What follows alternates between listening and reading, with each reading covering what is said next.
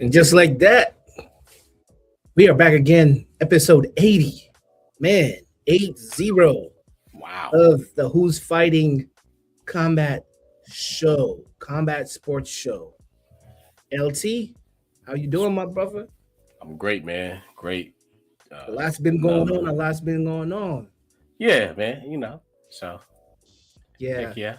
Our brother Kam Gee is with us in spirit. He is in the chat, so he's handling family business, but he may join in because there's a lot that has been going on in the world of boxing, in the world of mixed martial arts, that I think he's gonna get some FOMO, some fear of being left out. Yeah, we gotta include the brother.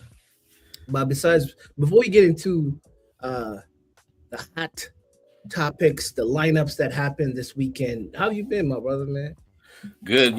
Just took a little business trip down to the 305 and back. So how far is that from Austin?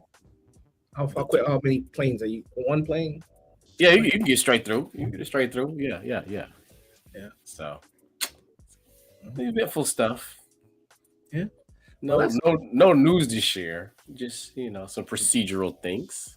Somebody told me that yesterday or today in Miami it was about 30 degrees or something. Yeah, man. Miami people were like, "What the hell is this?" Iguanas falling out of trees, brother. Wow. It's crazy. It is, bro. The winter storm. Man, speaking of the winter storm, bro. Mm-hmm. There's a certain spring water that I drink. You can't see the label, right, but because we don't have any sponsorships. But there's a certain spring water that I drink that I've been having trouble finding for the last week, and so I had to make sure I went and got my hands on what I could get my hands on. Oh yeah. Has it been like a apocalypse settings over there? Yeah, man. Yeah, empty shelves, man. So you got an aisle full of generic brands. Oh man, I hate when that happens, and you hardly get like the advertised inches of snow, but everybody's on some last day of life type of settings. But no, we did get that ice here though. With the ice hit.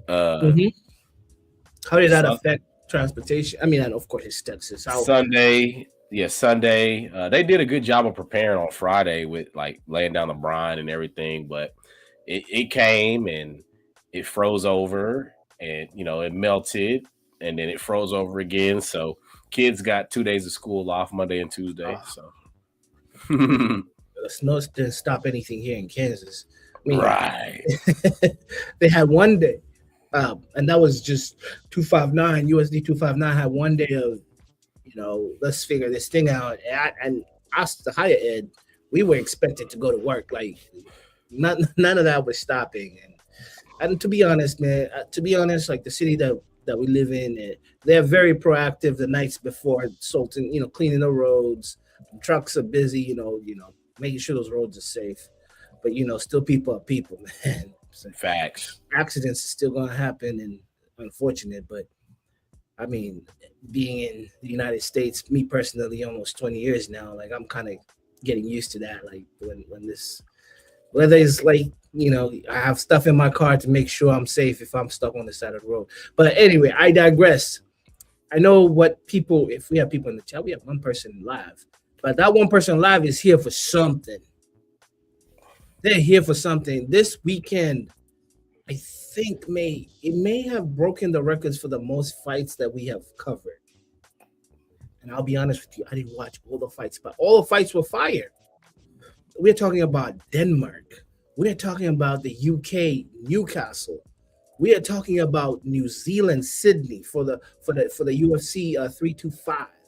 We are talking about Brooklyn. Is it Brooklyn? Maybe New York. I think it was MSG. Maybe that's not Brooklyn. Yeah, MSG. I don't know if it's Brooklyn, but I think it was MSG. So it's MSG. Fights were all over the place. It's only right that we start with. Should we start with Pro Box or should we start with the big fish and then lean towards Pro Box? Because Pro Box. Yeah, we can warm it up. We can warm it up. Start with the Friday. Let's start with some Friday appetizers.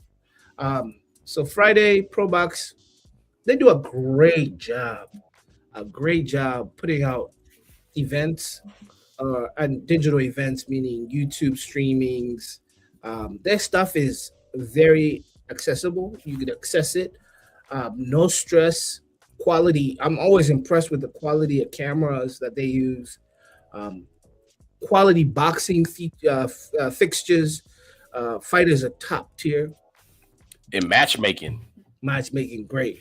So they've always been a world class professional institution of fighting, and now this past Friday they put out an event, and this event, the reason why I'm invested is because a friend of the show was participating in this event. Friend of the show being Sulaiman Segawa. But we'll start with the main attraction for the day. So we'll talk about the main attraction for the day, and then we'll come down to Sulaiman's fight, and we'll talk about just salutes to the people that were part of this event. But anyways, let's move to the fighters who are the marquee, who are Brian Flores versus Sterling Castillo. And this was for the junior welterweight in the welterweight division that Pro Box TV, Pro Box Promotion put together. Brian Flores came in with a record of 23-1-1 with 60 knockouts. And Sterling came in with 22-1 with 13 knockouts. Very good. That's a very respectable, both opponents, very respectable record in this scope or in this field of this generation of boxing where, people don't want to lose. Facts. I'm glad you said that because that's really the business model, right? They go get these guys that are hungry, that may have a blemish, right? We live in this perfectionist time frame of boxing where it's not reality, right? But that's why the business model is successful, because you got two guys that are hungry, and it's like the career is on the line because you can't lose. It's like college football. Absolutely. There have been some absolute gems on these promotions, the Pro Box promotion. Dare I say, Lamont Roach was one of those that fixed it on this. And actually, talking about Lamont Roach, I think this is in his hometown area. This was in Maryland. No. Yeah, it was Maryland. Yeah, this is a Maryland. It was a Maryland fixture. I don't know which place in Maryland. I don't want to say the wrong place. But I could research here. Let's see where in Maryland was this held. I'll get to it when I get to it, or maybe help me out, LT. But yeah, this was in Maryland, and also home of Suleiman. But let's start with the marquee. So Brian Flores defeated Sterling Castillo by majority decision with scores 98-92, 96-94. And then the 95-95. That 96-94 has become a popular haunting score in this last 2 years in boxing. But anyways, I digress. Did you catch this fight? This main event, I think I was too busy watching Michigan State go blue. So no, I didn't catch this one. Yeah. So I caught it. I do agree. It reflected that. I don't think it was necessarily a majority. I would say unanimous. I think Brian Flores did what he had to do to get that over the line in that fashion. But hey, either or, right decision. Moving on to our friend of the show's fight. Our vested interest.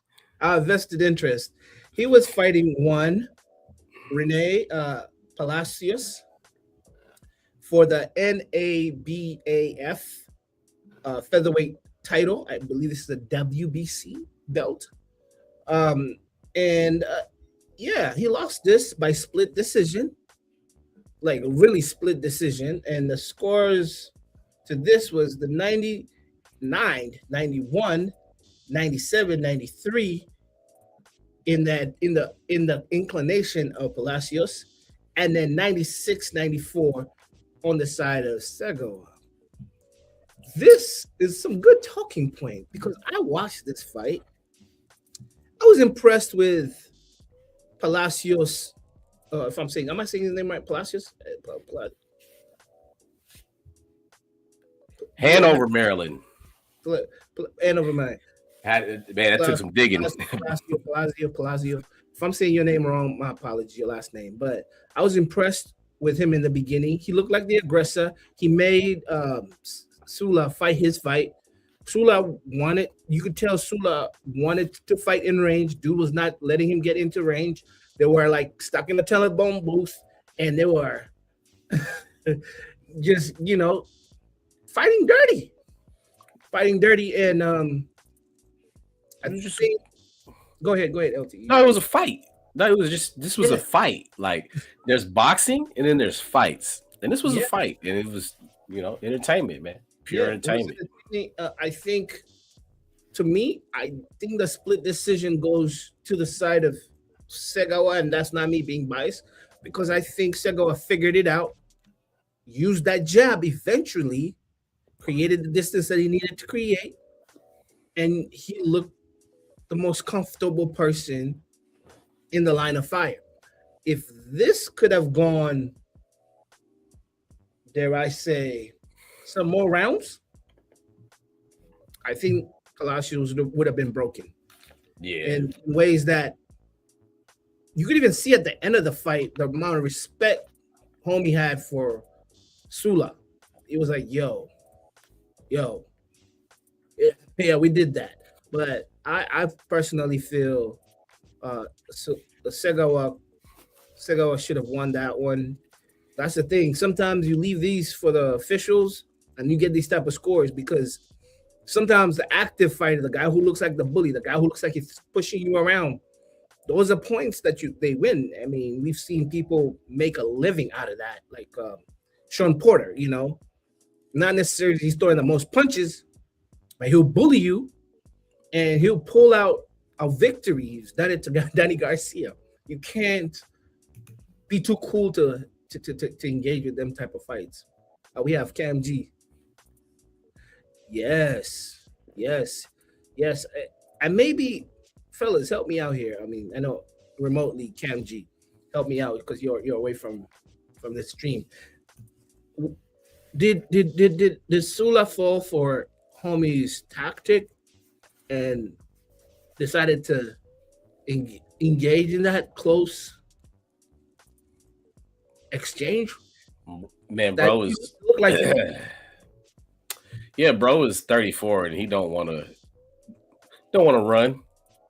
So like, come on, we're gonna sit here and let's do this. Figure it out. I agree. Yeah, absolutely. Fighting and we always talk about that. Fighting on the back foot is a technique. It's a skill set. Getting hit, moving back, counter punching. It's a skill set, but man, it's that optic, it's that look, it's that aesthetic of somebody pressing you, man. When somebody's just, you may not throw as many punches, you may even throw more counter punches, but Floyd was so good to make him.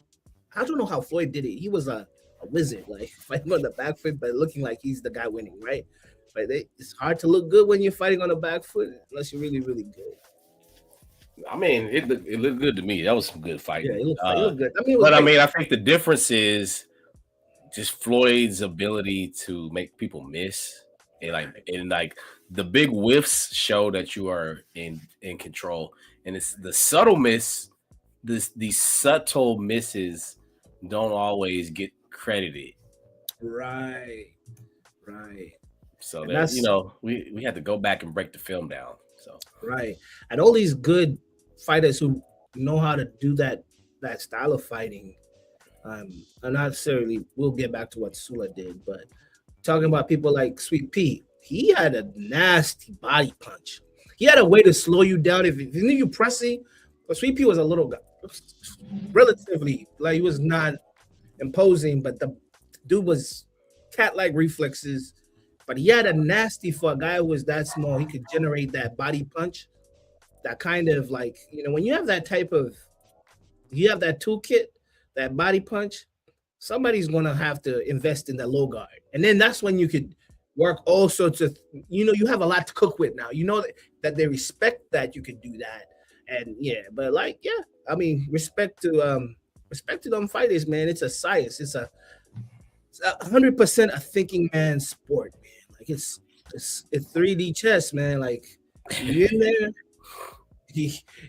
somebody just puts you in that telephone booth that LT says, that booth, you're stuck with this dude. He's suffocating you. He's cutting that ring off.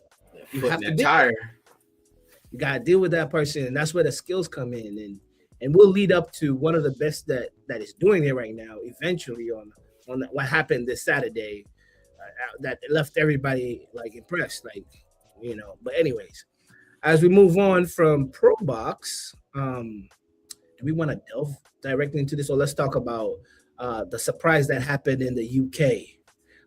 We good. Let's go. We warmed up. Should we go directly into the big one? Let's go into it. Let's rip the Band-Aid. Boy, oh boy, was there a spectacle ending in New York. The lead up to this was even fire because there was the Ring Magazine awards.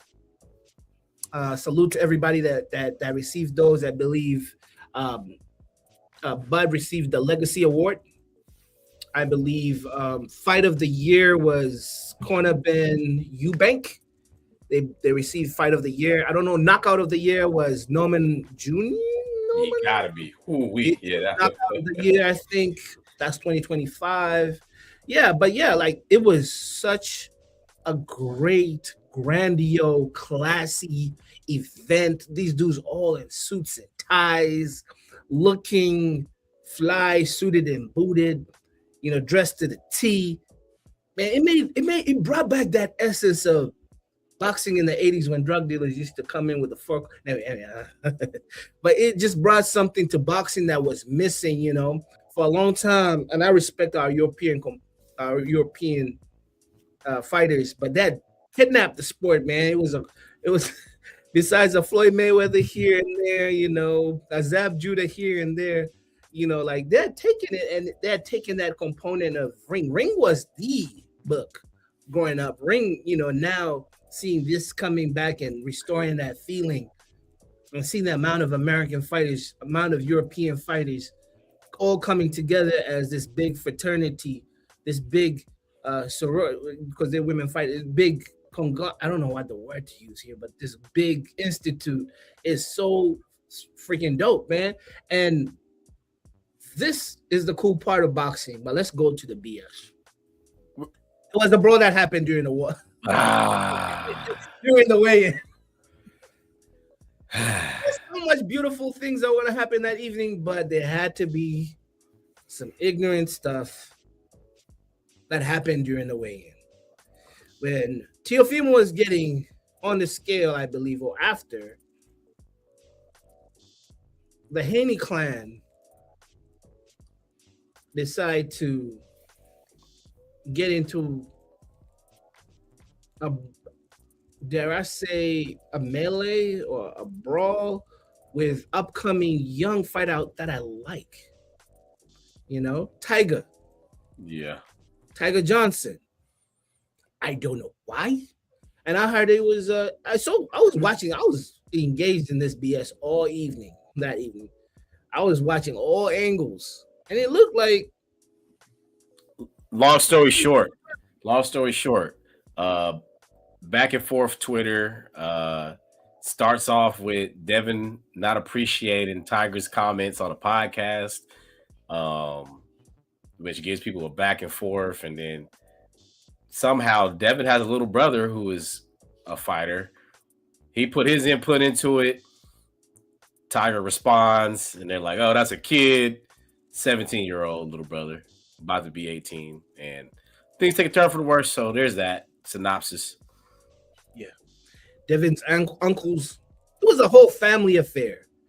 Videos start to surface, seeing OG Bill being stomped out, which was crazy.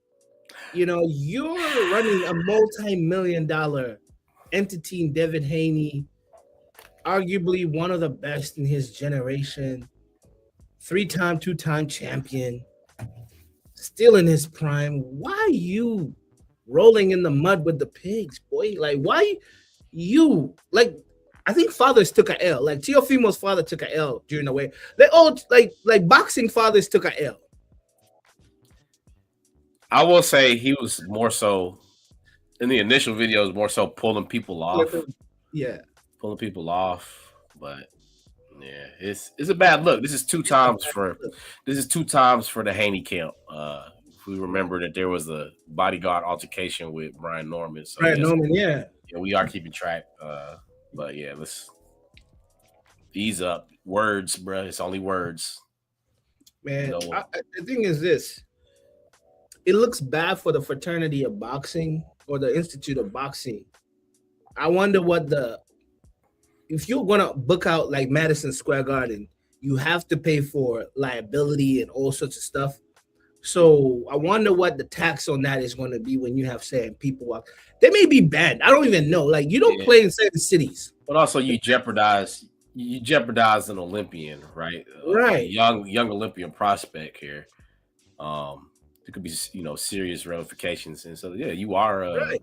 you're risking the bag on that one for sure. Like I know cities like New York, they don't play, man. They really don't play. Like they could ban you from the MSG. They can ban you, like, and that's something that like I know, like I know this from an artist side where some artists cannot go into certain buildings because of what their entourage did in the parking lot, whether it's gunplay, whether it's just some random stuff like on some fighting stuff. Even the radio stations, I don't want to bring up some old stuff, but you remember the Lil Kim stuff. Like you should know your cities. You should know the city's jurisdiction, where you want to brawl.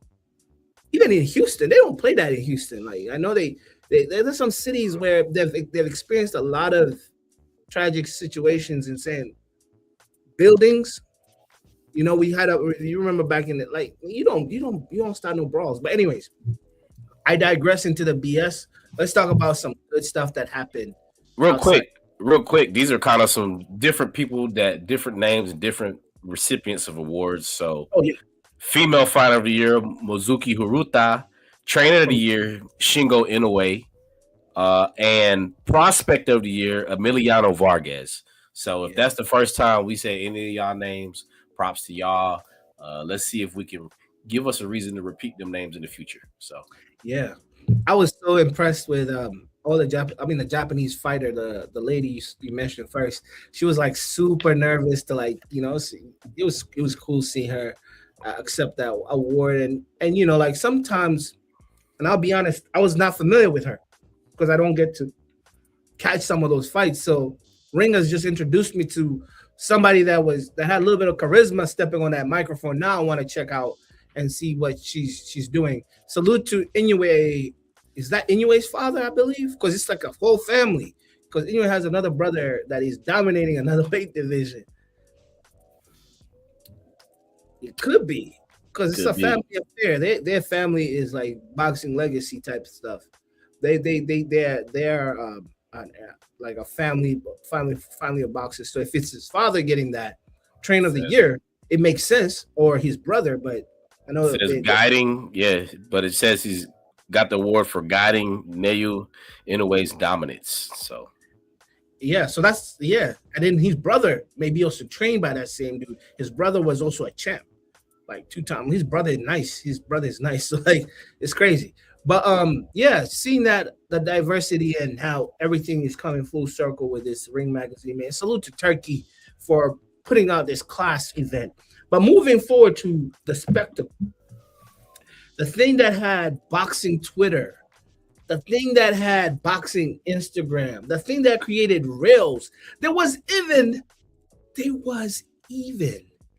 a viral moment that happened during this event. It had everything, knockouts, combinations of the year. Like, bro, there was a contender for knockout of the year in this one. So let's move forward to the main event. We have Shakur Stevenson versus the hometown hero, Teofimo Lopez. huge contingency for Shakur as he's just across the way in Newark, and we got salute. Huge Latino, Puerto Rican fan base there in New York. To is by way of New York and Miami and Florida and so things like that. So yeah, at Teofimo, background story: Teofimo is being trained by Senior. Teofimo, one of the youngest champs, I think he was 20 when he unified, right? I can't remember. It's been a while. That was 2020. That was 2020. That was COVID year against Vasily Lomachenko. Yeah. So both fighters are now at their prime, 27 or something, 26. I have to do my background research. But he was 21. He was young. Very, very young. This fight was supposed to cement both fighters. Whoever wins supposed to cement them as this generation's guy. Because look, let's get it right. Teofimo has been always fighting older fighters. He's always been fighting fighters that have been in the sport longer than him because he was the young buck that got it early, right? Mm-hmm. Shakur was the legacy act. He was like Shakur was. His story was written from the Olympics. Even before the Olympics, he was all over Team USA, like everywhere. This guy was on every magazine, Sports Illustrated, him and the girl from Michigan, Clarissa. They were everywhere. You knew this kid was something special. I mean, this is back in 2016. I'm saying he's a kid. He was young. He was a teenager.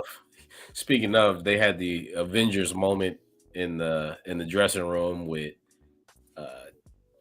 Shakur and Clarissa and Andre Ward and Terrence Crawford. So I mean, it's so fulfilling seeing these people that we looked at back then and saying, man, these guys are going to hold the torch. And now we are actually living it in real time.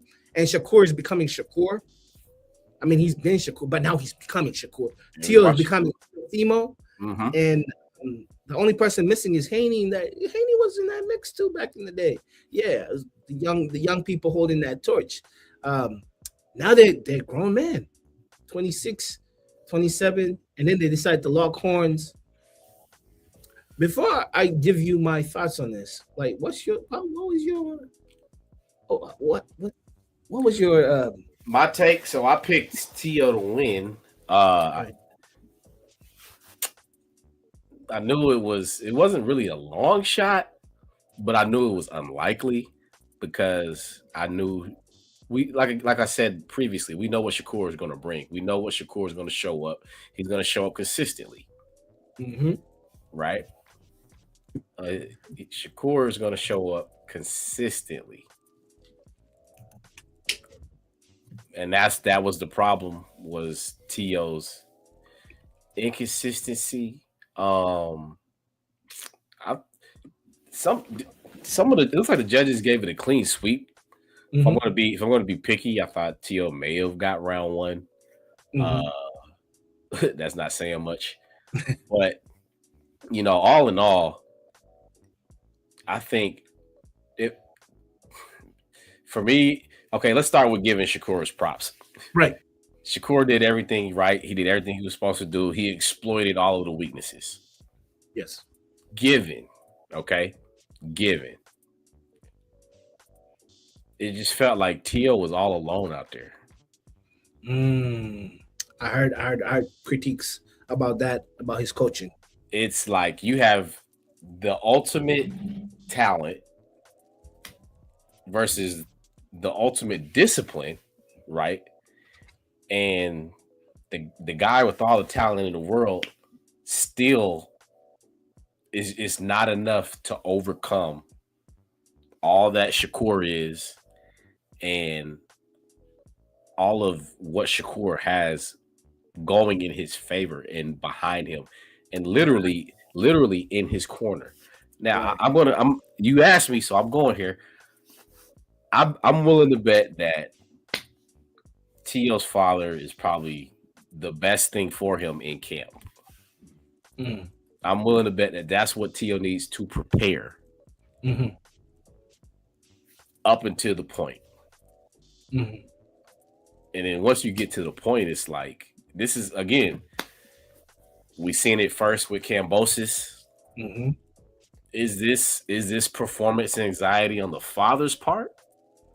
Because you do a darn good job. You did a great job of carving his career and getting him to this level. And then you had a setback and you bounce back.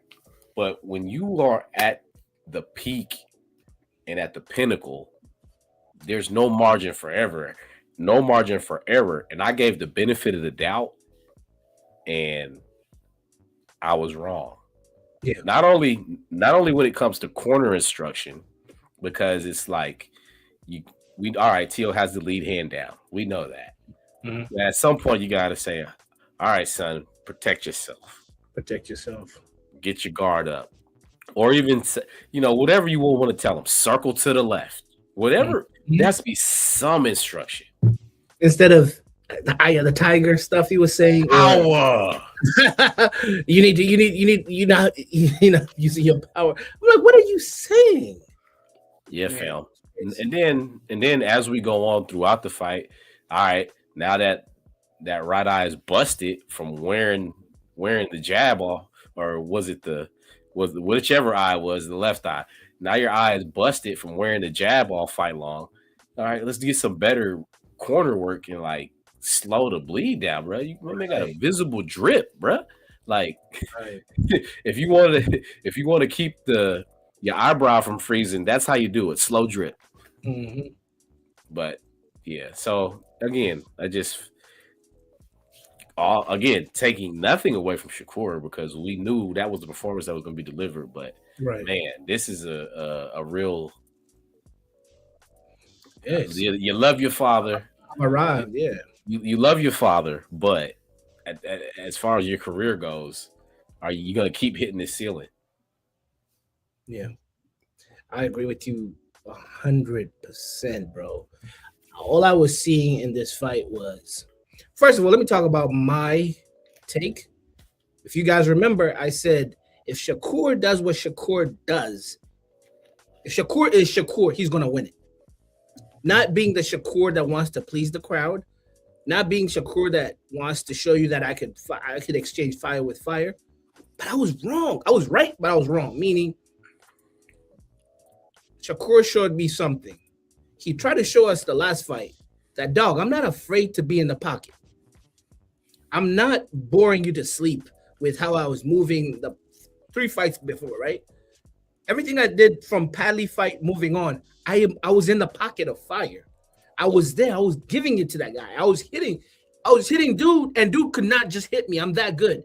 I'm playing a different game than they're playing. They're playing catch up. I'm moving a million steps in front of them. It was so bad.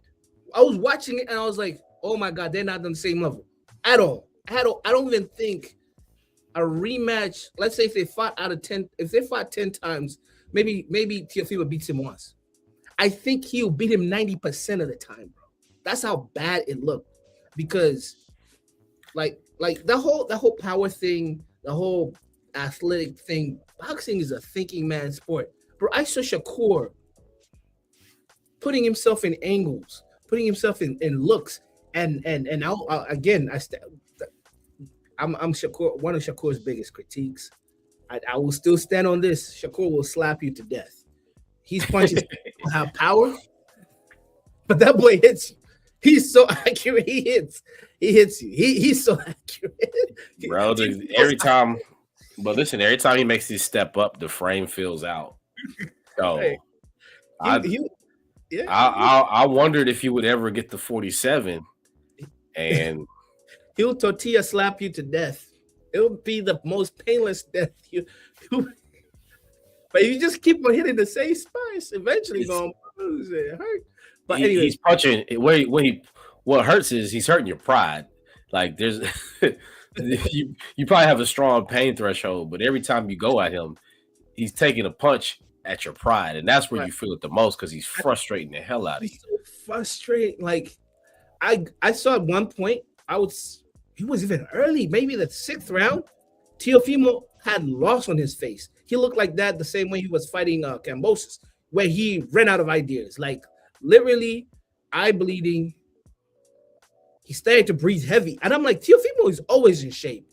Why is he looking tight? He's tight because he's frustrated. That's press. Yeah, when you He's start frustrated. pressing. He's frustrated. Everything that he thought that he had, or the guy that he used to aspire with, that guy is not the same fighter. When stuff gets critical, and also look at the people that boy Shakur surrounds himself during. He's around legends. He's sparring with. He's getting work from Child of God. He's Andre Ward. He's getting work from Crawford. So if he's fighting those type of guys and getting good quality rounds, he's confident level. Because I also think boxing is a confident level thing. His confident level is high, and he's thinking, I'm not losing in that square circle. There is no, if I'm fighting these guys and holding my own, there's no way I'm losing. So Teofimo had a hard night, and my biggest, why I feel sorry for Teofimo is that ring, that corner work was the worst stuff I've ever heard. Like,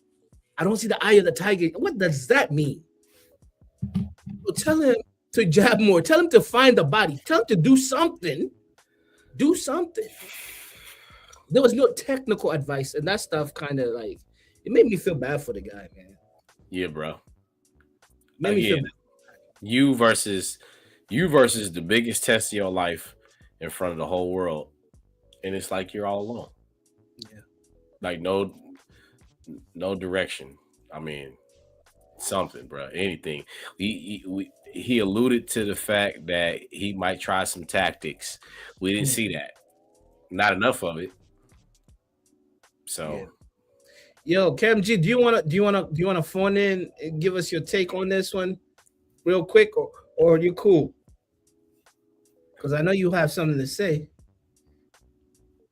I know you're out there in the live somewhere watching this. If you want to phone in, hop in, just give us like 2 minutes of your time on this. Because yeah, man, I was thoroughly. I thought it was gonna be a better contest. I knew Shakur, because I'll be honest, Shakur has a special skill set, and that special skill set will always get him the victory. Is it gonna look pretty? No. But now Shakur showed me that this guy can win in different ways. He was just, maybe something was going on in his life when he was fighting last, 4 fights ago, and this is the Shakur I thought was on that legacy path, and like Kam Gee said, I mean, he is the great of this era. He is the man of this era. He is that guy, and salute to him, man. And I hope he doesn't bite more than he can chew. Do not go up, bro. I saw you standing next to Corner Ben. He looks small as hell. Just don't. I mean, maybe the skills can pay the bills, but let's talk about it though. He's two-time ring champion at this point. Who? Shakur, yeah, two-time ring champion. Oh, for a two-time ring. Ring champion. Yeah, four division champion. But division, yeah. Hey man, listen, we moving into the era of Zuffa, okay? We're gonna put an emphasis on ring titles. Right. And it's something to be said because there's only so many legitimate two division champions, because that's the standard, right? For a legitimate two division champion. Yeah. Man, talking about Zuffa, man, like they would now, like in their budget, they're working on them budgets to bring in some names like Shakur. If they bring in a big fish like that, boy, contracts only last so long. For sure. It depends on how ambitious these young dudes are. If they want to fight the best, let's see who really wants to fight the best. You lure them in there. I got an idea, but I'll save it till we get to talking about them. As we have an open door policy, Kam Gee. If you feel you want to hop in and you have some free time, let us know. Just hop in. We'll give you some stage time. But same with everybody else watching. Jump in the comments. Right. You up there. Come on. Okay, let's talk about the businessman. The businessman showed up. And let me tell you this. I missed him. I'm sorry to say. I miss seeing Keyshawn Davis fight. I miss the energy. I miss the confidence. The whole package, the swagger, the execution. That boy has always had amazing execution. Jermaine Ortiz, during the face-off, pulled out his belt, and he was saying belt to ass. He was mimicking the celebration that Keyshawn gave a celebration when Andy Cruz was defeated. Right. Who just beat Andy Cruz? Last week. He starts with an M. Murataya. Right. So yeah, they gave the celebration.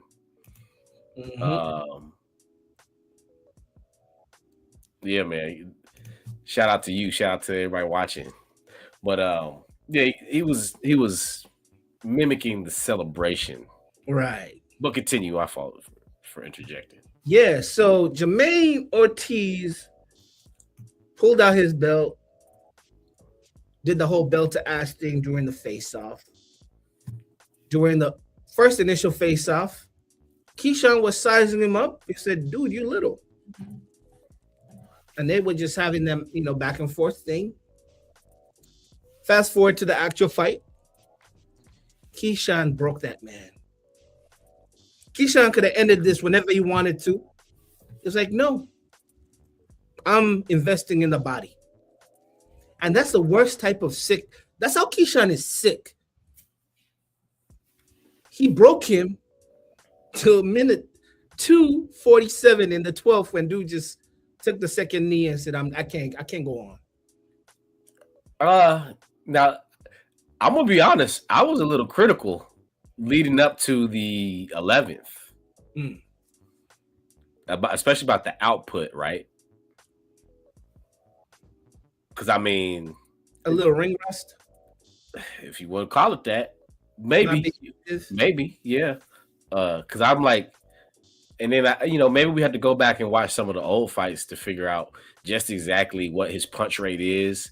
But I was like, a guy like Jermaine Ortiz, if you in there hunting for this knockout, could trap you.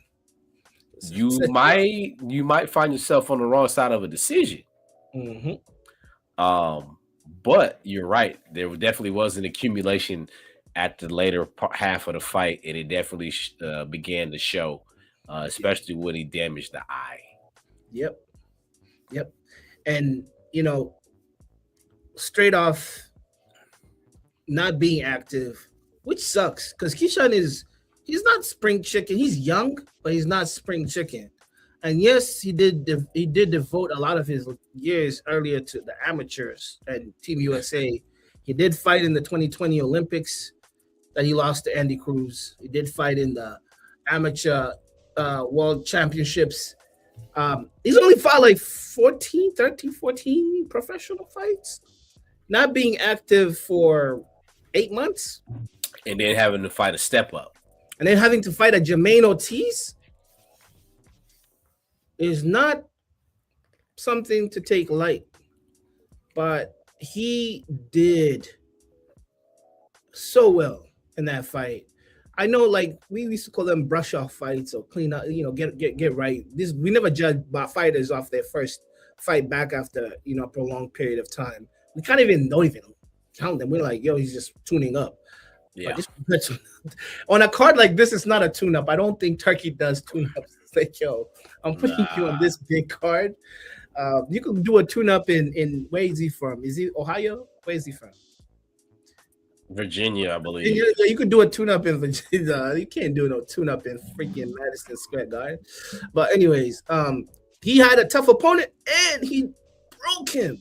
Broke that man. Made him quit. For a fighter to quit, some fighters rather die. He quit. And to paint this picture to the ordinary person that watches fights, when people take these organ shots, like liver shots, whatever, kidney, whatever, it's a delayed reaction. And most fighters know how painful they are, and sometimes they can can kind of like hide them. But there's sometimes you cannot hide it because you see how the low guard and how they try to protect the injured part of the body, whether the ribs are broken, whatever. You could tell just human stuff. You tell where when they kind of trying to cover up or do a low guard, high guard. If they broken an orbital bone on the eye, that you could tell that the eye is messed up. That boy was hurting, and Keyshawn was just just depositing his little money, man. Pop, pop, pop. When he got to that show, I knew dude was broken, and when I think he did a little bit of a dance, Keyshawn being Keyshawn. Hey, listen. You talking about in the 12th? I think dude was broken in the 11th. It was one of them. A little shaky. A little shaky. I didn't know if he was gonna answer the bell. So dude, tough. But yeah, salute to the businessman. You're back. Hey, focus, my brother, man. Boxing always looks good when you're around. Boxing needs your personality around because a lot of charisma. You got charisma. I could tell you're a smart dude, and you know what you're doing. But man, we need you around. No more backroom brawls, all any of that random stuff. Speaking of that, great segue because was it him that was talking to Bill Haney before the? I think they were talking about maybe a Haney fight next. Was that? Yeah, Keyshawn is out here fishing, bro. He walked up to corner Ben, sizing him up. I mean, all these fighters is just looking around, just trying to find. They're putting their little hook in the water, trying to see what they can catch. Listen, Keyshawn. It's different. It's different when Bill walks up to you and says, "Promise me you'll fight next." Are they both in? Yeah. Okay. There we go. I was told low key because I've never seen both fighters in real life. I was told Devin is a bigger dude than both, like big dude. He's like 5'8"-ish, 5'9". Most of these dudes are like 5'8". They're little, 5'7". Compared, like Haney's actually, I hate to say, but he's what they call it, like a weight bully, whatever they call it, that boxing term for a dude that just depleted. We see what he looks like depleted. So depletes himself to make these fights. I don't know, but like Haney, after that fight with Norman Jr., I don't know, man. Great victory, but there was times. Anyway, it's not a Haney day today, so. Besides we'll get to Haney another time. We're just doing a little foreshadowing, We don't have to stay on that. We're just gonna throw it out there. That might be the next move. Haney Keyshawn. That be a good fight. Let's talk about the pride of Brownsville, New York, home of Mike Tyson, home of Shannon the Cannon, home of Bruce Carrington, also known as Shushu. This guy, Shushu, we've talked about him a lot on our show, famously for fighting a friend of the show, Segawa Suleiman. Also famously for repeating the famous Mike Tyson quote, "I'll eat your kid, praise me to Allah." You know what? He just said it word for word after he won. Also famously known for being one of the guys that are looked at as the future of boxing. Him, Abdullah Mason, who else am I forgetting here? Kamal Mutton, Kid Austin, that group, all of them. Maybe Keyshawn. Keyshawn may be a little older. That group is the future. Eventually, all that comes to fruition. This boy is actually now a champion. He knocked out Carlos Castro to win the WBC featherweight belt. Round of applause for that, man. Round of applause for that. Where's my applause button right there? Where's the applause? He came, he conquered. Everything was written. Like Nas said. He did it in his hometown. This stuff is all like fairy tale stuff. So But me now, personally, this is probably the most impressive fight of the night to me. Because he showed me something that I didn't know. What's going on? Shout out to Chris Key back home in Wichita. hey, salute to Chris Key. So like I was about to say, this was probably the one I was most impressed by, because he showed me something that I didn't know whether or not he had it. He's coming off of a lackluster performance where they closed out. It was the last show on ESPN for Top Rank, and to me, kind of laid an egg. Like, okay, you got the win, but so what? This was your chance to show yourself to the world. Okay, when you talk about a mulligan, that's how you take a mulligan and knock a hole in one. Because, all right, now the world knows you on the biggest stage at the crib. So salute to Shushu. Salute. Salute to Shushu. Just to repeat what you said, like this was back in July last year. He was fighting Mateus Heita, and that fight was not convincing. And that fight gave me memories of him fighting our friend of the show, Sulaiman. And even though he won by majority decision, there was a lot of debate that he could have arguably lost that fight to Sulaiman. But again, I guess the future of boxing has vested interest in him, and he is set to be. So I'll say that to say this, and I don't want to make this very political, but his opponent, Castro, fought Sulaiman. Sulaiman knocked him out to win the silver WBC belt, which eventually Sulaiman lost that belt to another fighter.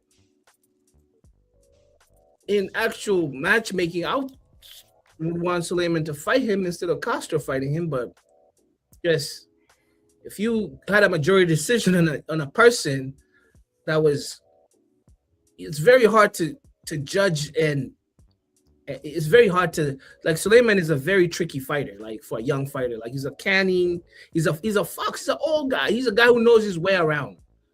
And you're young, you're 27, 26. 28. You don't want to be in a ring with a guy who they're putting their 10,000 hours in it. So smart move. Bring a Castro. Let's make him a champion. He's charismatic. He knows how to talk that talk.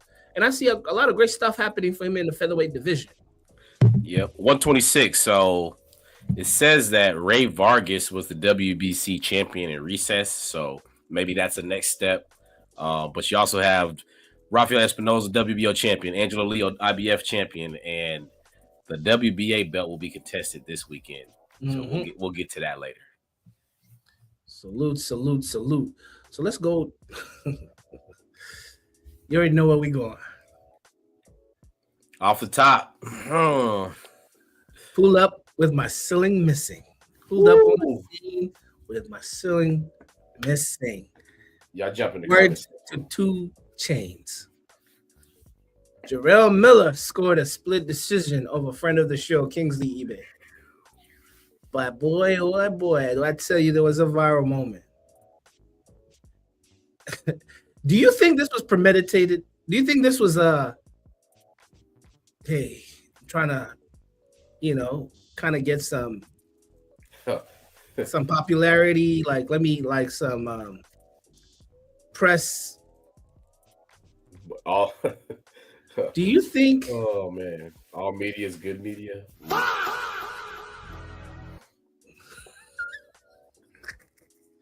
Boy, they beat the toupee off his head. God, man.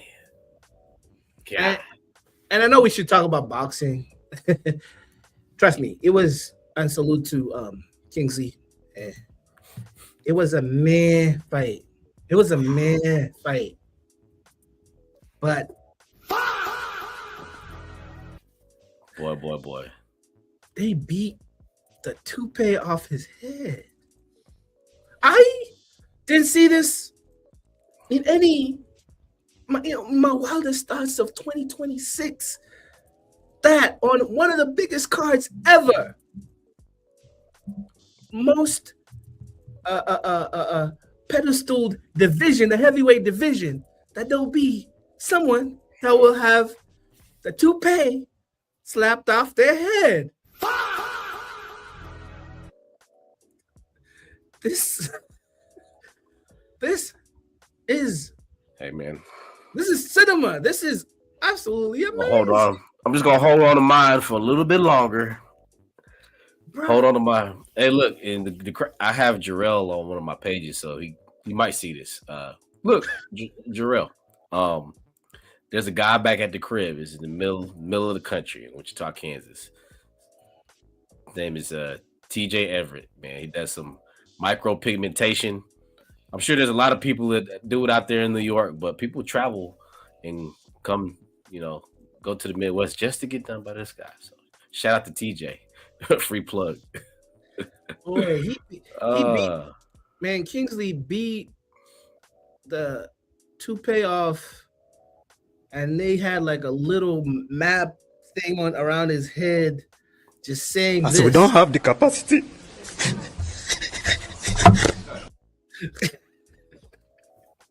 What the hell? Bro, I saw this live, and I saw it like break a little bit, and I saw Jarrell trying to hold it with, and I knew, this thing is about to jump. It's about to jump off his head or something, bro. That's crazy. Listen, I don't know. Showbiz was doing the live broadcast with live watch along. Is it Wade? Is the guy's name Wade? I don't know. But the guy that he was doing a watch along with just had these punchline after punchline after punchline. They need to edit that segment. Somebody needs to make that a reel. If they ain't did it already. Yeah, that was Showbiz need to make that a reel, bro. Like off the dome. Like he just kept going bars. Like, what did you say? Off the dome? Off the dome. Yeah, bro. Yeah, bro. Yo. Between Wade in the comment section. Yeah. Boy, oh boy. That is crazy. And you know what? Like, Jarrell Miller did the right thing. Play into it, man. Like, if he had, because I think you were starting to BS during the post-fight saying he used the wrong shampoo. I'm like, nah. If you use the wrong shampoo, why do you still have hair on the edges? And no, you went to a barbershop and you asked them to put that little mat, that little patch on there, and they glued that joint like you're working at, like you're fixing your little lawn, and glued that joint, lined it up, gave it, and that boy, man, what's wrong with just a simple baldy, man? What's wrong with a baldy? And they got songs like bald, the bald song out there that was like viral. Look, what's wrong with the baldy, bruh? Like these dudes that you do all sorts of stuff, go to Turkey, get injections, and what's wrong with rocking a baldy? That's hilarious. The other dude, Kingsley, was bald. Like, anyways, going back to the fight and analyzing the fight, I think Jarrell Miller looked very rusty for his standard. It's fair to say the 97-93, 97-93, 96-94 split decision made sense. He looked like he was, maybe because his piece was falling off, but he looked like he was hurt. But I don't think he was hurt at all. I think he felt his adhesion was getting loose. That's why he was doing all sorts of weird movements that were not boxing like to kind of keep that piece saved. But hey, bro, let that thing go, man. Let that thing go. It's okay. Come over to the bowl side, man. He's already in the bowl side regardless, but I mean, exposed, man, revealed. Come out. Moving on to another title fight. And this was, where were we for this fight? Were we in, let me make sure we're in the right location. We went off on some jokes. Was it Puerto Rico? Puerto Rico. Puerto Rico. Puerto Rico. What's the word?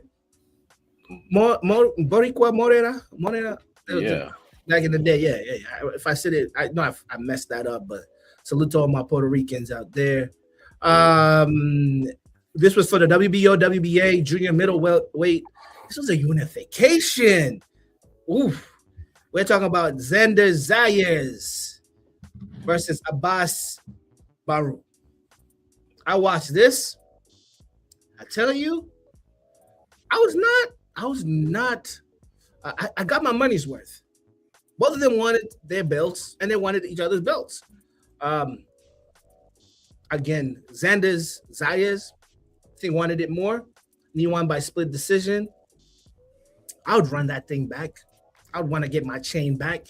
Dude took his chain. I would want to get my belt back. But that's a good look for the junior middleweight. Oh yeah. You know, if somebody already got them 2 big belts. This is WBA, WBO. Now all you need is that WBC. I wonder who's holding the WBC in that. Is it who I think it is? Let's see. We're looking at I'm Boots. thinking it's Is it Ortiz? Is it either Ortiz or Boots, right? one of them. I'm trying to see here. Who It's more likely Ortiz. Let's look at it. joints. But as I look for that, I got you. Hold on. We're going junior. yeah, Xander. Whoa. Okay. Yeah. WBC Sebastian Fundora. Dora, yes. Ortiz has the interim. Mm-hmm. That towering inferno, yes. And on the heels of this weekend, Josh Kelly. on the heels of this weekend, Josh Kelly. do we have that on here? Are we going to talk about that? I think we are. Okay, yeah, it's coming up very shortly. Yeah. So, and then did a thing. Boots is the WBA. So we're looking at Zayas Boots next. Yeah, so Virgil Ortiz, Virgil just moved up to that weight, right? 154. Or is he's not always been a 154, I don't think. Maybe I'm wrong. Maybe it's Boots who moved up to 154. Never mind. Anyways, Zayas has made this interesting. He went, grabbed old boy's belt. Now he got 2 of them. You have a young Josh Kelly from the UK. Went, did the unthinkable, and beat Bahram.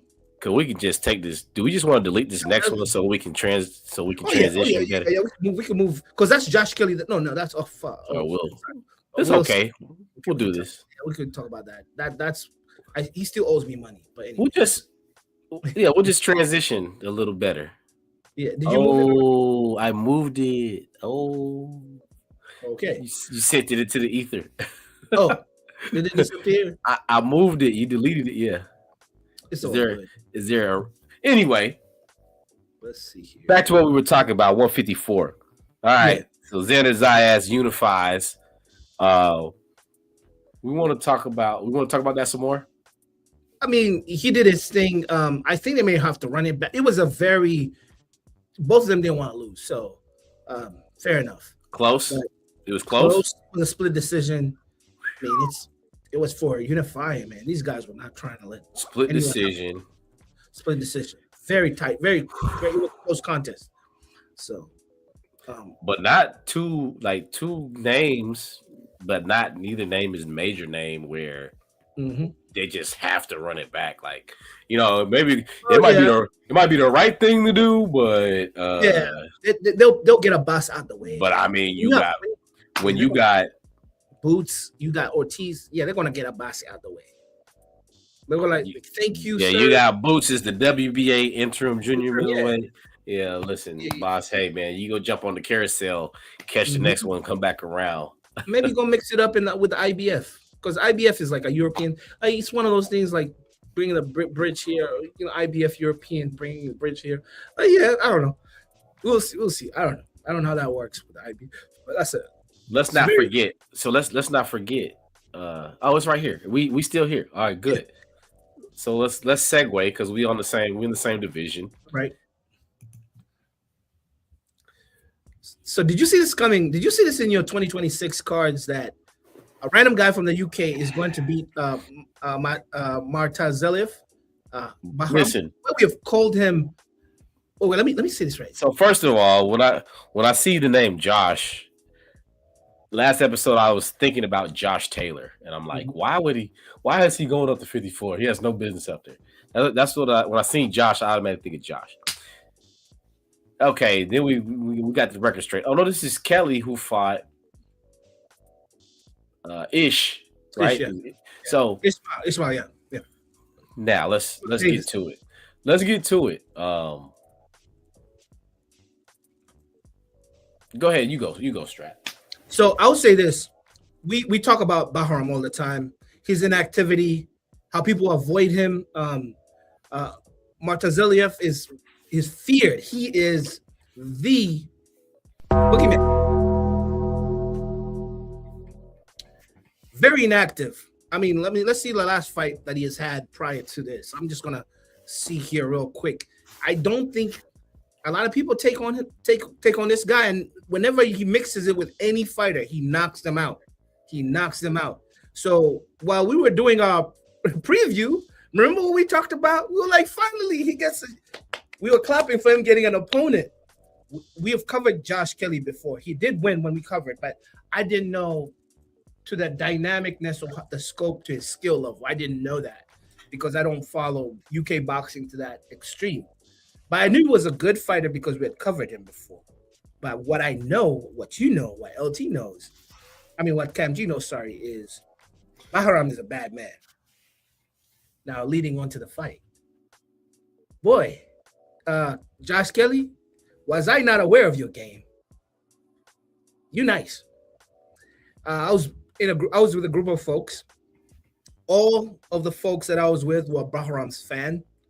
They were like, writing home letters, like figuratively, like, yo, when he wins this, he has to meet this, he has to do this, they have to stop fighting him, these people have to make these fights. Thank you, Taki Sheikh Sheikh, for making this guy come out of the shadows. They were saying all that before the fight. When the fight started, Josh Kelly's running. Until Josh Kelly knocks down Bahram in the fourth. Well, it was one of those quick, gets up, he's like, shakes it up, but he's still a knockdown. Flash knockdown. And dominated him the whole fight. And that's when this fight led up.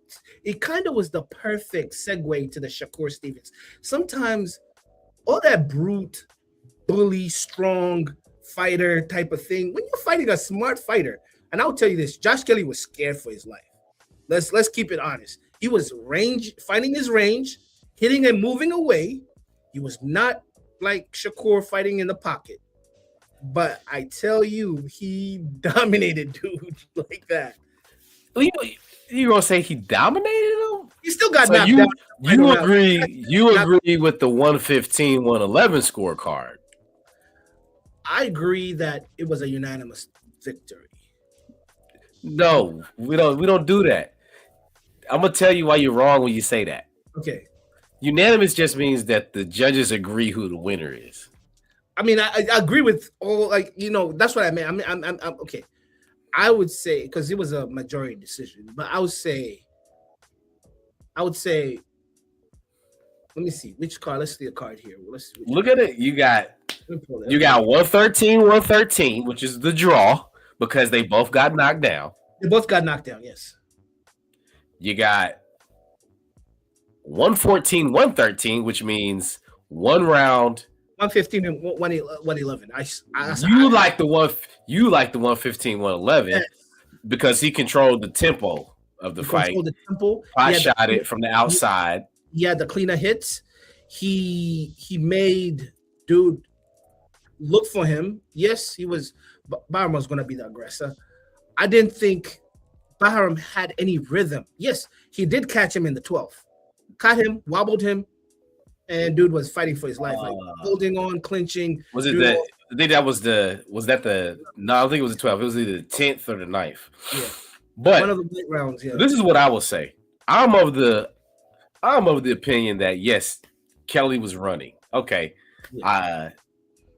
But do we see? I'm gonna say this. Do we see titles change hands in this fashion in the sport of boxing? No. To be the man, you have to beat the man. Yeah. So I'm of the 114, 113 scorecard where he probably did win one more round. Yeah. But when you look at the totality of the fight, the knockdown, when you compare the knockdowns, if you think it's that close and you compare the knockdowns, that knockdown that early knockdown was a flash knockdown. Yeah. That Bachram knockdown was on the temple. Yep. And dude had to find his legs. Fight for his life to get out of the round. Yeah, he had to find it. He had to find them legs. Them legs were gone. But okay, I'm putting it in this way. Both of them had knockdowns. The way the sequencing. Yeah, fascinating. The sequencing of this fight, I would say, round one, Kelly had it. Kelly had a game plan to frustrate Bahram. Bahram it was not Tom and Jerry. My friends were saying Tom and Jerry. No, hit and running and hitting and running. I think it was smarter than that. I think it's lazy analysis. That is very smart. I think it's lazy analysis for us to say Tom and Jerry. Yes, it may have factors of dude scared to get in them type of pockets with a dangerous That's fighter. not. Keep going. But he controlled how they were going to engage. Kelly controlled it from the beginning till maybe the end, and that's why I would give him. If I was, yeah, you're right. I can't say unanimous because I can't think like all three judges, but it's like if three versions of me. But anyway, if I was in there, I'm like, bro, he got it. It is not even undeniable. It's not a draw. That's first. It's not a draw. Yes, both of them may have had knockdowns, but it's a different level of control in the fight. Punches thrown, punches landed. Yes, Bahar may have thrown quite a bit, but the punches landed were always on case. I'm in favor. I don't know. I don't remember what the CompuBox stats was, but I'm of the opinion that I wouldn't be mad at a draw because I don't think this is on the level of it. You have to perform at the level of a Sugar Ray versus Duran, right? It's out of that book, but it ain't the same level of execution. That's just my opinion for the belt to change hands. So, but that's the sport of boxing. That tells you who the up and coming guy is and who the the more marketable, who's in favor with the promoters. So it don't bode well against any of the other champions, honestly. Right. And like you absolutely right. Sometimes you have to give the benefit of the doubt to your active champ. Like you just don't on a 50-50, you don't lean towards the new guy. I know that's the untold rule, right? I understand to beat the champ, you have to beat the champ. You got to blow them out the water. But I think that's what happened. And maybe my eyes are lying to me or what I saw. You have your opinion. I have my opinion.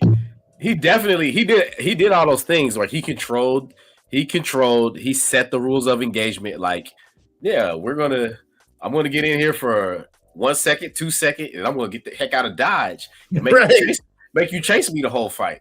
Right. Like my homies were like making fun of. This is why.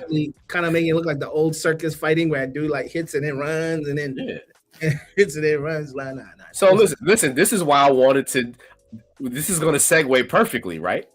Because I wanted to keep the 154s together, and I wanted to come to this. So shout out to the new champion. Congratulations, Josh Kelly.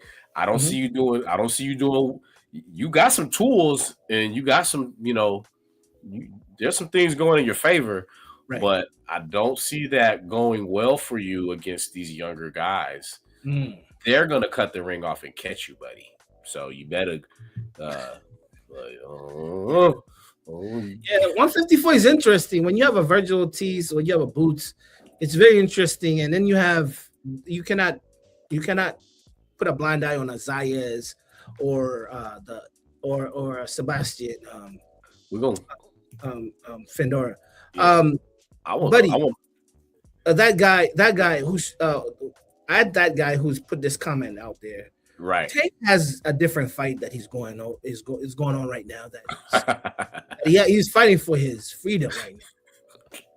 Before he could get into the ring, I shouldn't laugh. Yeah, he's fighting for his freedom right now, man. He's in Miami. I think he's in Miami. They that's where his warrants were, right? In Miami.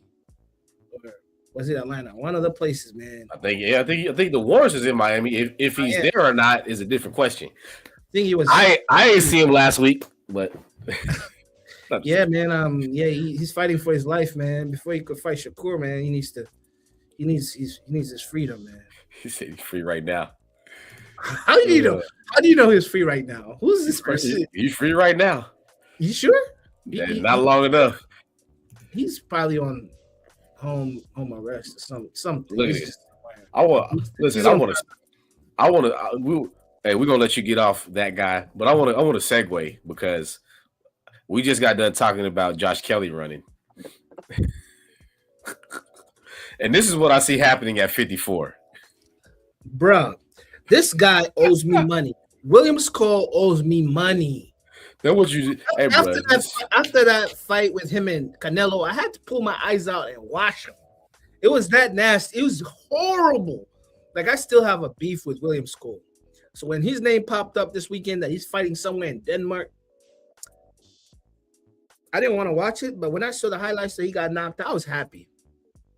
Because this dude needs his boxing license taken away from him, man. He robbed that. He took 2 hours away of my life that I can never get back. I can never get those 2 hours back. Facts, bro. Why is this guy fighting Canelo Alvarez? Just to say they gave this man anyway. And he's still fighting 12 rounds, bro. Bro, he is a menace to society. I don't know. I don't know how to. I don't know how this went. I didn't watch any of this fight. But we are all pleased at the outcome. Somebody stopped. Somebody cut the ring that Canelo could not cut. We were we were pissed off there. Tank posted bail yesterday. Okay. Oh snap! But we were so pissed off that a person of Canelo's level could not cut the ring off from a running school. Bruh. But anyways, this is my sentiment whenever I hear something about Williams Cole. I'm here to tell you right now, we don't care. Let me tell you. We don't care. Jerry. Yeah. Oh man. On to the next. Talk about come on with show favorite. What? I always mess up his past career. He was an electrician, right? Electrician, yes. We had show favorite Joe Padley fighting Juad Belahemdi,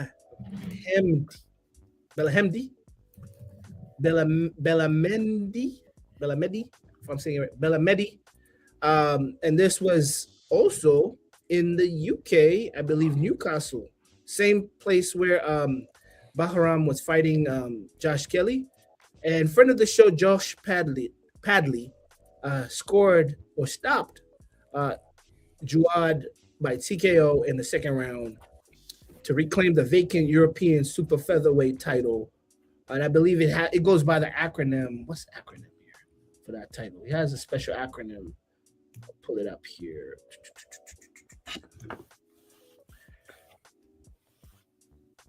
It is the EBU.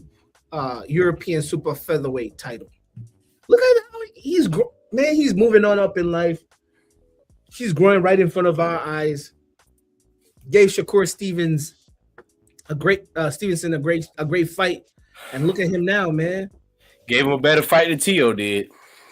Man, yeah, pretty much. Yeah, he stepped up, man. Man, this stories like this are always dope, and that boy forever now has a fan in us. Facts. Forever. Shout out to Josh Padley. Yeah. So moving forward, by the way, those people that are either tuned in to catch our UFC updates, we're gonna rush through this because it's been a lot going on. This was an early UFC card. early to us. It's relative to us here in the United States because it was happening in Sydney, Australia. As you know, time zone difference. They're a few hours ahead of us. The card was being the marquee features for the card was Volkanovski versus Lopez. This was the second time they're fighting.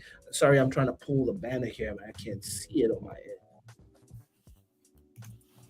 Oh, there we go. Oh, my fault. Here we go. Okay.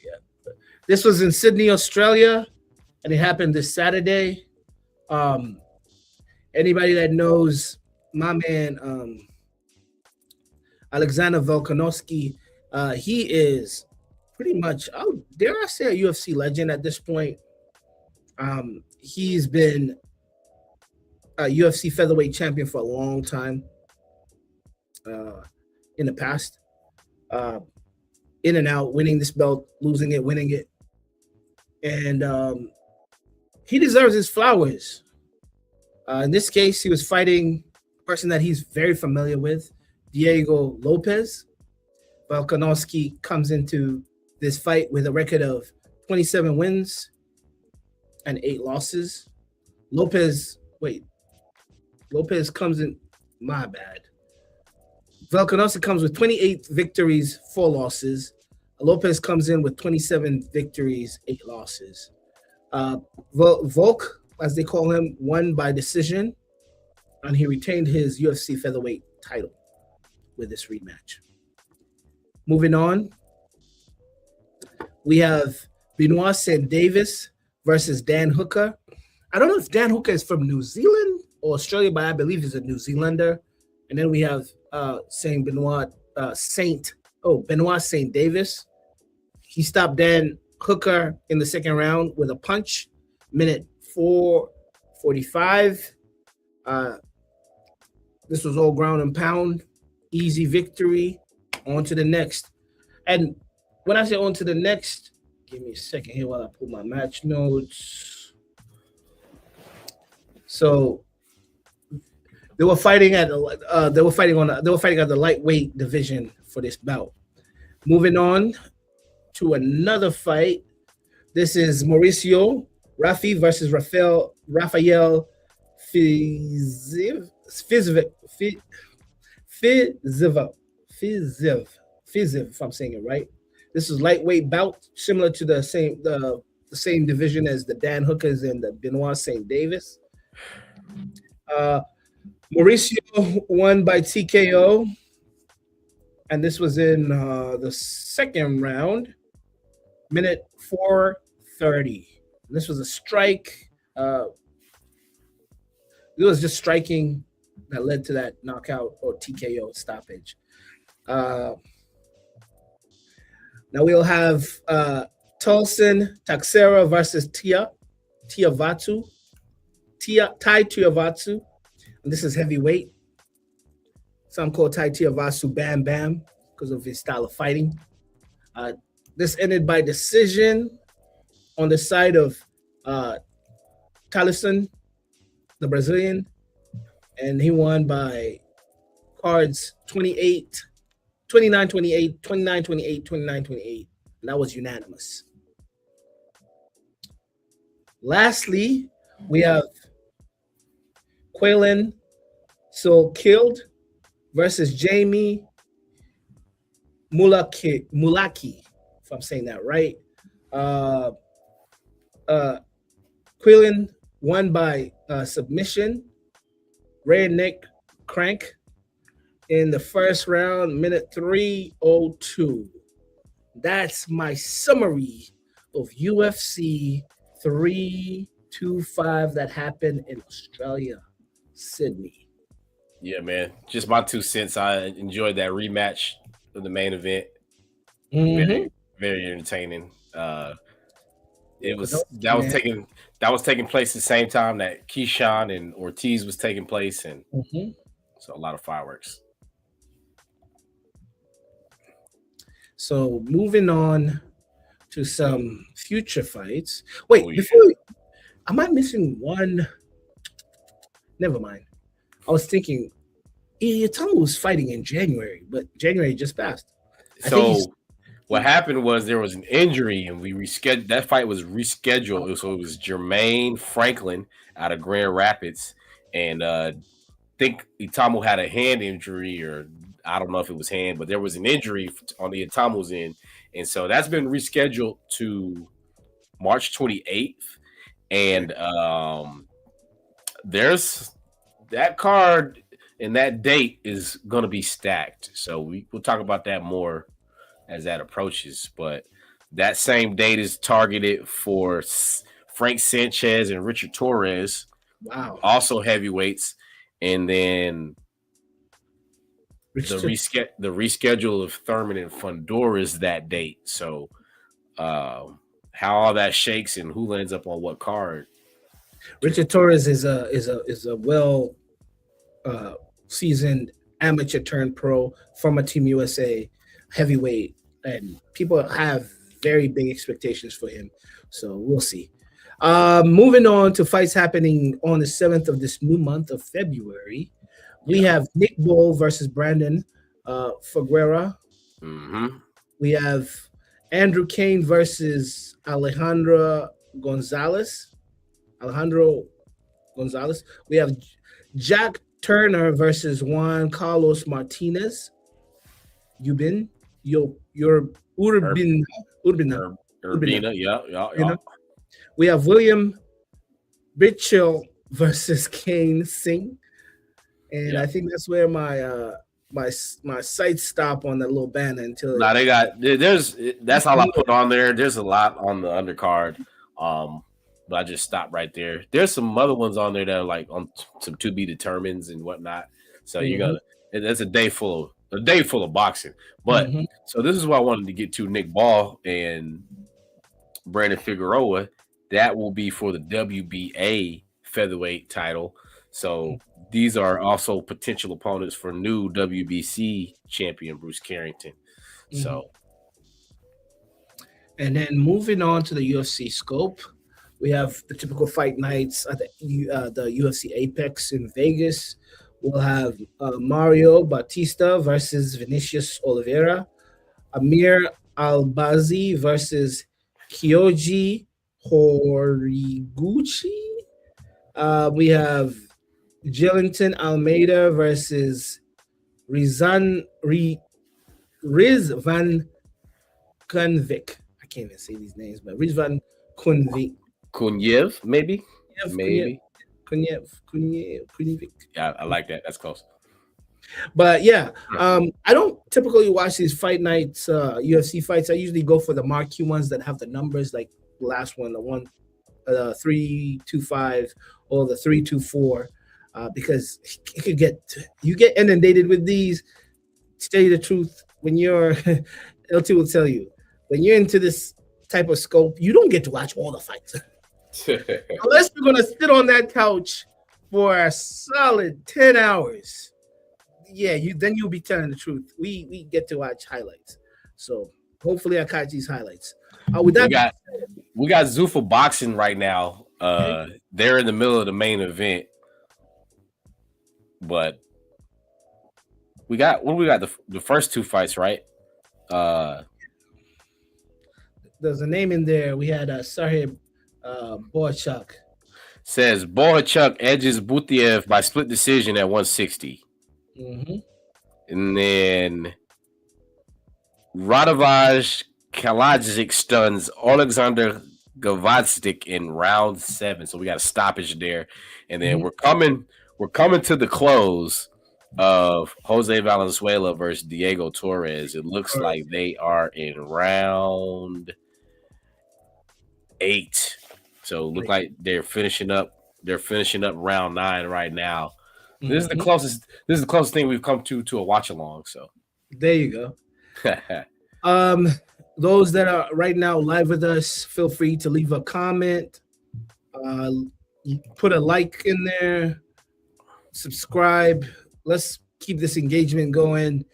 We've reached episode 80. Oh wow, it's been a lot of these nights that we just give you our live session. We want to encourage all our audience to engage with us. And if you have something to say and you could speak, we could give you the link and we could mic you up.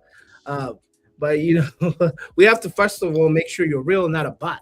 But once you go through that verification that you're real, we'll give you the link and you'll be part of the show. Add some value. Add some value to the conversation. Yeah, add some value to the conversation. We want more crowd engagement, audience engagement. This is very interactive. It's real time. That's why we're not afraid to make mistakes. And the more that we've been doing it, we've been kind of like it's clockwork. Like once everything is turned on, when it's a live session, you don't edit. It's just it is what it is. We got people. Yeah, we got people stateside. So we got San Diego. We got people in Wichita. There you go. Shout out to y'all. Most of the time, we get people overseas. Oh, wow. This is a good question. And do you think Shakur beats his pillow hand myth last night? That's not even okay. I agree that there's that stigma that follows Shakur when it comes to his punching power. But in all actuality, does that really matter in a sport of boxing?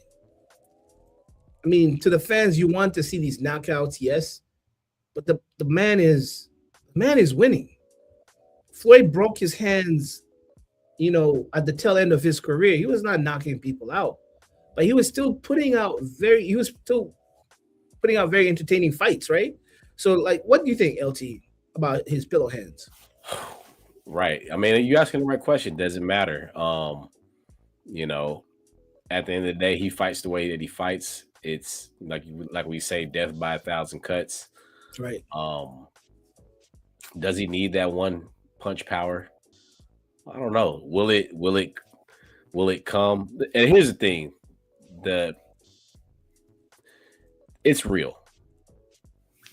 It's real. He didn't. Yeah. No, you're right, bro. And absolutely. But the hand problems are real, and the hand problems will not go anywhere. Right. Will he get more power? Will he display more power as he matures? He's coming into his grown man right now. Right. So there's still the possibility of him, getting some more power to it, but the hand problems are not gonna go anywhere. Yeah. It's not gonna get better. And that's why I was like Floyd had those issues when when you break your hands or when that stuff happens, you still have a career to go and you adapt as a fighter. Pretty Boy used to knock out people. Money was not the same fighter as Pretty Boy, but that's where your IQ as a fighter has to step up, because at the end of the day, it's a sport. This is a sport. And with sport, there's strategy. So if your strategy does not include the arsenal of punching power to knock out, don't get it twisted. He'll still knock you out. It's just that you're expecting that one punch type of thing. If he keeps on hitting you in the right, he'll knock you out. He'll TK you. He'll have a TKO. See, this is who I would, if he goes up to 147, which I think he eventually gets there. Eventually, right? He needs to stay at 140 for a while right now, but his body is still mature. Like every time he makes this step up, we're like, okay, he comes out, he shows us, all right, maybe his frame can fit some weight on it. So this is the matchup I want to see for Shakur is Devin. I think it's a match made for equal power, and it'll be a fight where we can see one of them knock the other one out. I want to see him standing next to Devin first.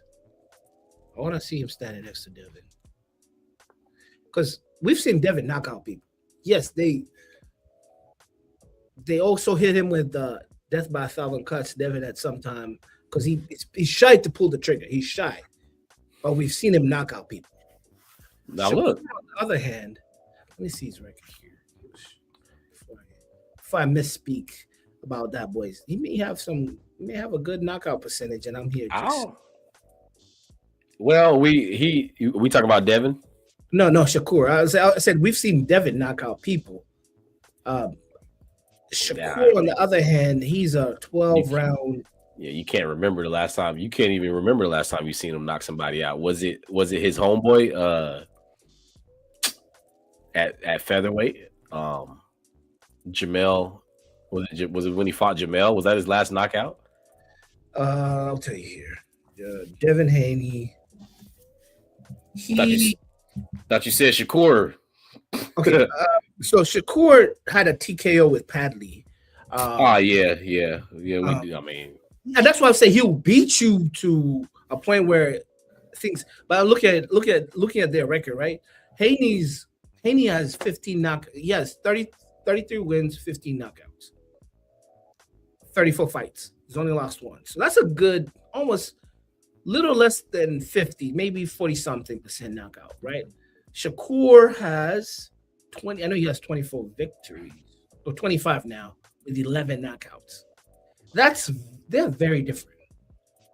That's maybe the same, maybe, because 34, 15, 25, 11.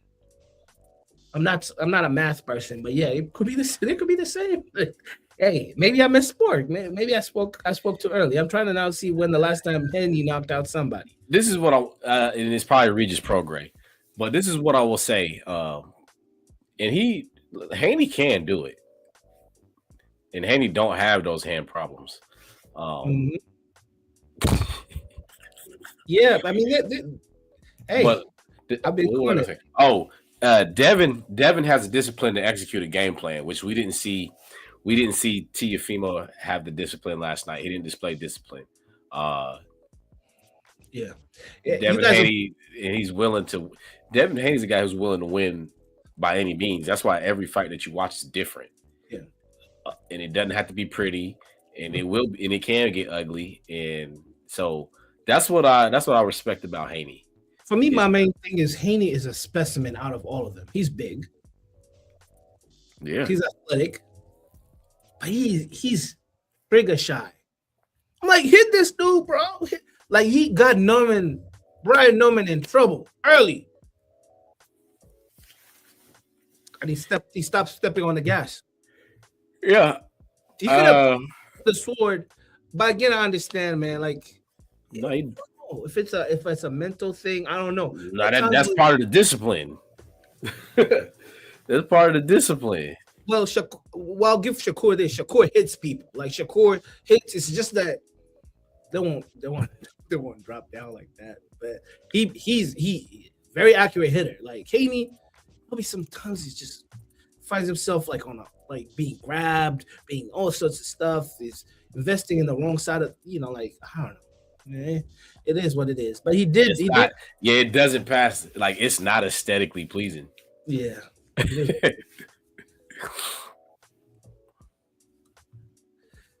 Well, I mean, knocking out somebody clean, is it power or like precision or like or both? Like, he knocked him down.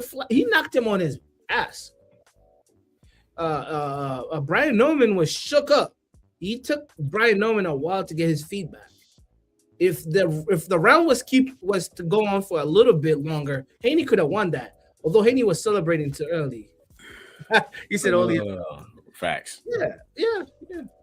But like, I still think there's a world where Haney right now is going through the Simba issue, like in Lion King. Like, Simba doesn't know he's a lion. If Haney knows what he is, Haney, I mean, it's now getting, that gimmick is getting older. Haney doesn't know because he's getting older by the years. But Haney is that guy, and he's last recorded a knockout back in 2019. Antonio Moran knocked him out in the 7th round. So, but yeah. So Regis Prograis survived after he survived all those knockdowns. I think so. Yeah, he did. He did. Just won by unanimous. Yeah. So, yeah. But that'll be a good fight. That'll be a good fight. You said Haney versus Keyshawn. Yeah, we talked about that earlier. I'm pretty sure there's a clip of Bill Haney approaching Keyshawn, and it was real respectable. And he's like, you should promise me that we'll fight next. And Keyshawn, like, you promised, you the promoter. Yeah. So why doesn't I'm thinking about this. Let me first say, where's one time? Well, we talking about March 154. We talking about March. Yes, we're talking about 154 right now. The reschedule Fundora. Okay. That's that same date of 328. Oh wow. Are you trolling or you're serious about this? Because if his left hook could not give Rolly issues, Shakur is a different kettle of fish. Shakur, I respect Ryan Garcia's power, but there's levels to that movement, man. If it would not give Rolly issues, no, you're serious. So you it didn't give Rolly any issues. Rolly rode the wave and knocked him down. Did he knock him down? He knocked him down and then he survived the whole fight, right? It was fighting on the back foot the whole fight. Ryan's working on the what do they call it? It's a shoulder roll. They call it the Philly shell, right? Philly shell, yeah. He's working, but they're calling it the silly shell if you watch Showbiz. Yeah. He's working on it though. He's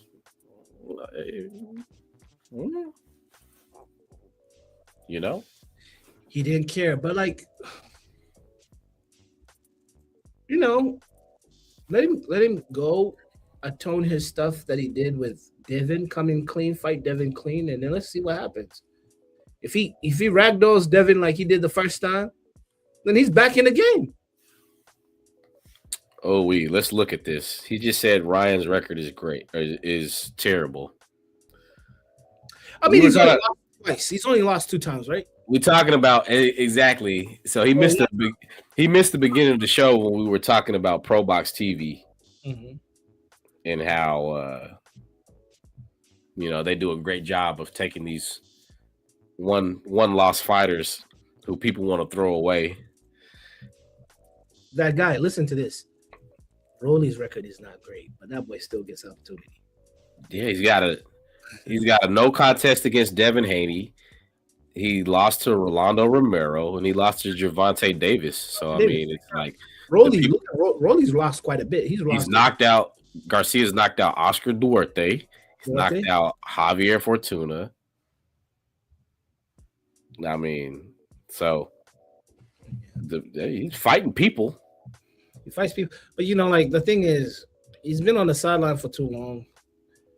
Devin, yeah, man, we'll fight Devin again. If Devin wants that, that's another thing. Because Devin is definitely going to be the A side. And Devin is going to be the shot caller to say what he wants, what he doesn't want. Devin is in very special air. Devin caught a second win by beating Brian Norman Jr. Right now, Devin, he's shot calling. Brian Norman Jr. victory caught all of us by surprise. I don't care what you think. I know all the Devin Haney fans that came out of the cracks of everywhere, oh, you didn't believe Bill Haney and all that. Tell the truth. After what Brian Norman did to that boy in Japan, and did the whole samurai celebration, bruh, knockout of the year. We thought Devin was going to skip that fight, get injured in camp. We thought he was not going to make that fight. So salute to Devin for never ducking the smoke. And Devin is full Lomachenko. Devin is full. Well, let me put some respect on Devin. Devin is that dude. But after that Brian Norman fight, he's back in the mix. He's A side. Ryan Garcia got to work to get that Devin fight. But yeah, let's conclude this. It's getting late where we are. That guy hit the subscribe button so you can come back next week when we in here. That guy hit the subscribe button. We out here every Sunday post fight to give you our own takes on how things are and just to discuss stuff, laugh, and just have some armchair boxing analysis, or analysation if I'm saying it the street way, analysation. But anyways, thank you everyone for tuning in. Those that are live, like, subscribe. Those that are listening to you on playback, hey, you already know. Like, subscribe. It's been another great episode of Who's Fighting. LT, thank you again for today. As you know how that goes. Everybody, who is fighting?